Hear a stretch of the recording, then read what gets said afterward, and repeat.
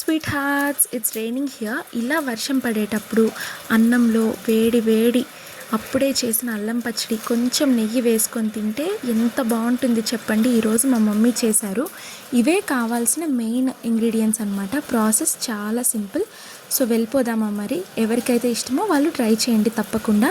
ఒక ప్యాన్ తీసుకొని కావాల్సినంత ఆయిల్ వేసి కాసేపు హీట్ చేసుకోండి. తర్వాత ధనియాలు, జీలకర్ర, మెంతులు, ఎండుమిర్చి, కరివేపాకు వేసుకొని వెల్లుల్లిపాయలు కూడా కొన్ని వేసుకొని ఫ్రై చేసుకోండి. అవి కొంచెం ఫ్రై అయ్యి కలర్ చేంజ్ అయ్యి ఇదిగో ఈ స్టేజ్కి వచ్చిన తర్వాత వీటన్నిటిని ఒక మిక్సీ బౌల్లోకి ట్రాన్స్ఫర్ చేసుకోండి. అప్పుడు అదే ప్యాన్లో అల్లాన్ని నీట్గా వాష్ చేసి చిన్న చిన్న పీసెస్గా కట్ చేసుకొని కాసేపు ఫ్రై చేసుకోండి. సో ఆర్డర్ ఉండదన్నమాట దానిలో నుంచి.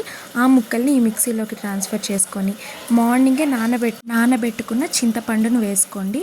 కొంచెం బెల్లం, కొత్తిమీర, లైట్గా సాల్ట్ ఇది వేసుకొని అడ్జస్ట్ చేసుకొని మిక్సీ పట్టుకొని పక్కన పెట్టుకోండి.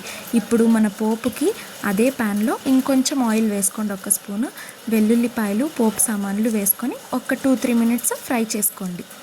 అవి కొంచెం కలర్ చేంజ్ అయ్యాక ఎండుమిర్చి, కరివేపాకు వేసుకొని కలుపుకోండి. ఆ తర్వాత మనం చేసి పెట్టుకున్న పేస్ట్ని దీనిలో వేసి పైన కొత్తిమీరతో టాప్ చేసుకొని ఒక 5-10 మినిట్స్ కుక్ చేసుకుంటే చాలు. అదిరిపోయే ఆంధ్ర అల్లం పచ్చడి రెడీ. వర్షాకాలంలో మన బెస్ట్ ఫ్రెండ్ అనమాట. Thank you.